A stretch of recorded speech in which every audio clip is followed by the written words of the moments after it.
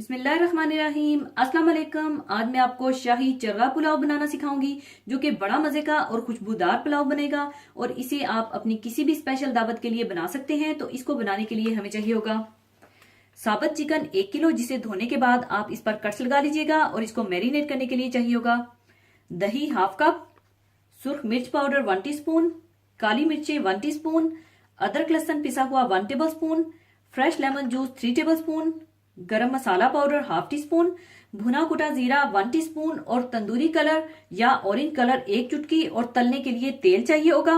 और पुलाव बनाने के लिए चावल आधा किलो, 2 अदद प्याज बारीक स्लाइसिस में कटी हुई, मक्खन 50 ग्राम, तेल 1/4 कप, दही हाफ कप, अदरक लहसुन पिसा हुआ 1 टेबल स्पून, साबुत सफेद जीरा 1 टीस्पून, पिसी सौंफ 1 टीस्पून, सुर्ख मिर्च पाउडर हाफ टी स्पून, नमक हस्बे जायका, पिसी जायफल और जावित्री हाफ टी स्पून, पिसी छोटी सब्ज इलायची 1/4 टीस्पून और इसके अलावा जाफरान 1/4 टीस्पून, केवड़ा बटर 1 टेबल स्पून। और इसके अलावा चाहिए होगा चांदी के वर्क और उबले हुए अंडे 2 अदद, कटे बादाम और पिस्ता हस्बे जरूरत चाहिए होंगे।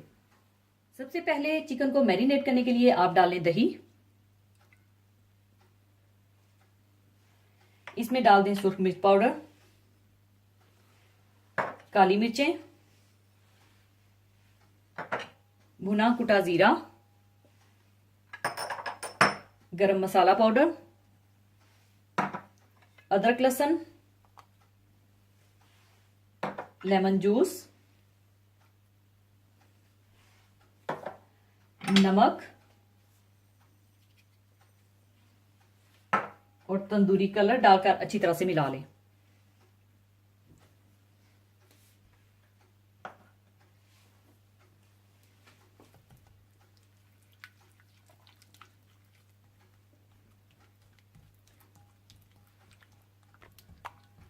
अच्छी तरह मिक्स करने के बाद आप चिकन को इसमें मैरिनेट कर लें।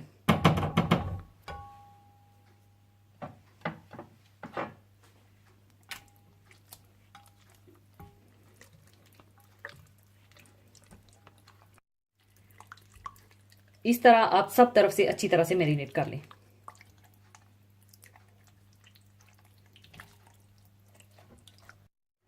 अच्छी तरह मैरिनेट करने के बाद आप इसे कम से कम 1 से 2 घंटे के लिए छोड़ दें। आप चाहें तो इसे रात को ही मैरिनेट करके छोड़ सकते हैं, क्योंकि जितनी ज्यादा देर आप इसको मैरिनेट करके रखेंगे उतनी ही ज्यादा चिकन मजे की बनेगी।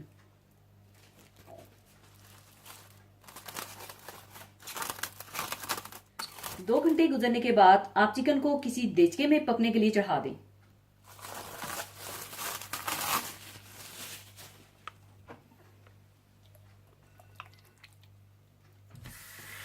और साथ ही आप सारा मसाला भी डाल दें।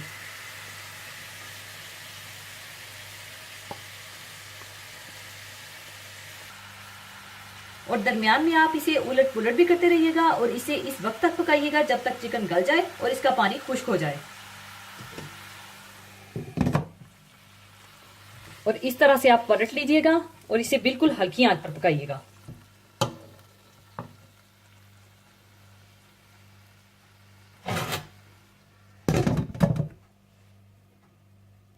और जब इस तरह से चिकन का पानी खुश्क हो जाए और गल जाए तो दूसरी तरफ आप तेल गर्म कर लीजिएगा और इसे डीप फ्राई कर लीजिएगा।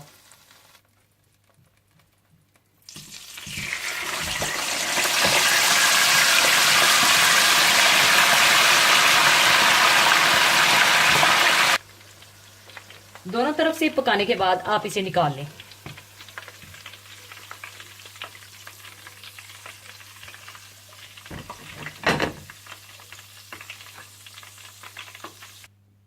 और पुलाव बनाने के लिए आप मक्खन और तेल को गर्म कर लें।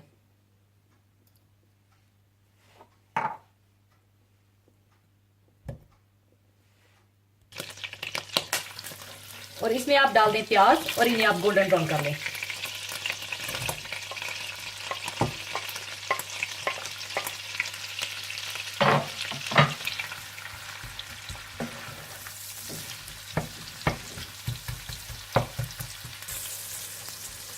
और साथ ही आप चावलों को धोकर पानी में छोड़ दीजिएगा।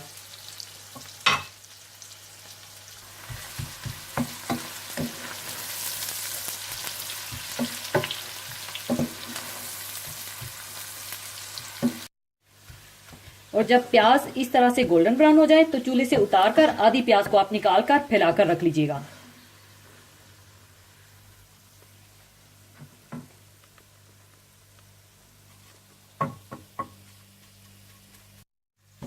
और दोबारा चूल्हे पर रखकर बकिया प्याज में आप डाल दें दही।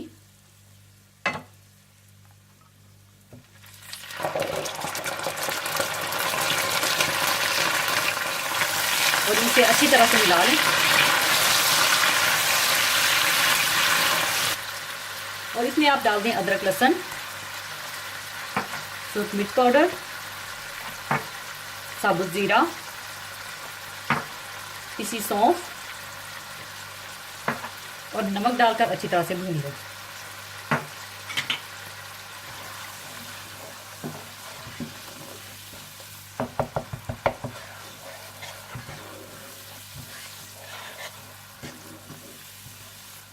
और जब ये इस तरह से भूंसा जाए तो आप इसमें चावलों के हिसाब से पानी डाल दें।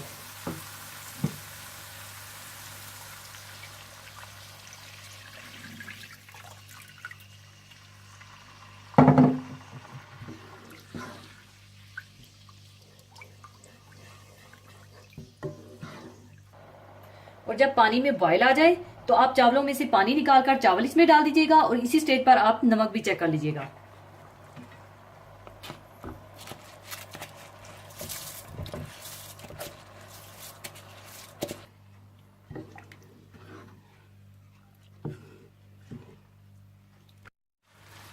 और जब चावलों का पानी खुश्क हो जाए तो आप ऊपर डाल दें जायफल जावित्री, पिसी सब्ज इलायची, जाफरान और केवड़ा वाटर और इसे बिल्कुल हल्की आंच पर दम दे दें।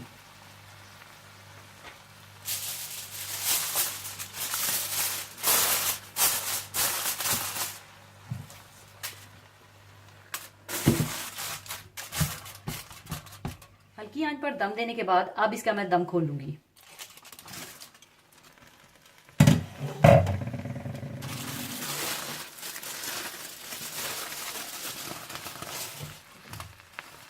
इसके बाद आप इसे अच्छी तरह से मिला लें।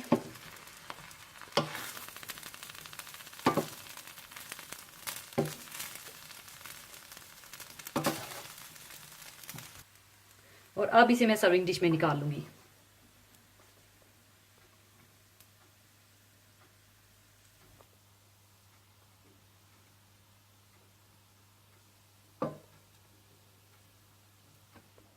ऊपर आप डाल लें ब्राउन प्याज,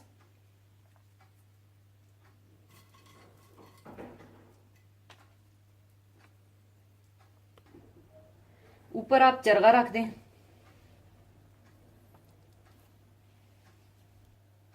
और ऊपर आप चांदी के वर्क लगा दें।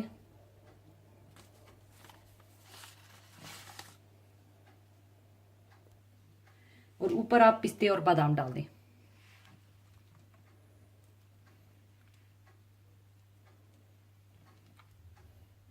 और ऊपर आप अंडे रख दें।